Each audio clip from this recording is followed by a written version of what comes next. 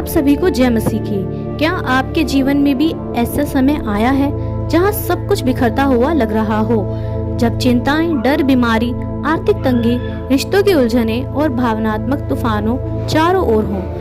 तब भी आत्मिक शांति पाना क्यों संभव है? हाँ, यीशु मसीह में संभव है। हम सबके जीवन में तूफान आते हैं, रिश्ते टूट जाते हैं, नौकरी, आर्थिक संकटें, बीमारी, मृत्युएं, मानसिक तनाव और आत्महत्या के विचार, आत्मिक सूखापन और अकेलापन। लेकिन सवाल यह है, इन तूफानों में शांति कैसे पाएं? बाइबल में एक कहानी है जब यीशु मसीह ने तूफान को शांत कराया। यीशु अपने चेलों के साथ नाव में सवार था। एक बड़ा तूफान आया, पानी नाव में भरने लगा। चेले घबरा गए, लेकिन यीशु सो रहा था। वो डर के मारे उसे जगाते हैं, हे गुरु, क्या तुझे चिंता नहीं कि हम मर जाएं? तब यीशु उठा और बोला, शांत हो जा, थम जा, और तूफान रुक गया। तूफान जीवन का हिस्सा है, लेकिन जब यीशु नाव में हो, तूफान भी शांत हो सकता है। उसकी उपस्थिति हमारी आत्मिक शांति है। मैं तुम्हें अपनी शांति देता हूँ जैसे संसार नहीं दे सकता।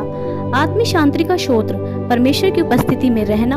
जब तूफान ज्यादा तेज लगे तो आराधना और प्रार्थना में चले जाएं। वचन पर ध्यान लगाएं। जो तेरी व्यवस्था पर प्रेम रखते हैं उन्हें बड़ी शांति होती है। पवित्र आत्मा को बुलाएं। आत्मिक शांति इंसानी कोशिश से नहीं, आत्मा से आती है। परमेश्वर की संप्रभुता पर विश्वास करना। वो परमेश्वर जो तूफान को शांत कर सकता है, तुम्हारे जीवन को भी थामे हुए है।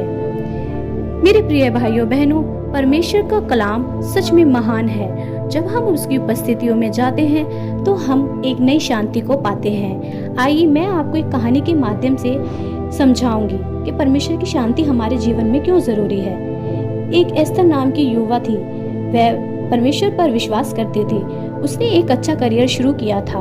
एक सच्चे दिल से प्रभु की सेवा करती थी। लेकिन एक दिन अचानक सब कुछ बदल गया।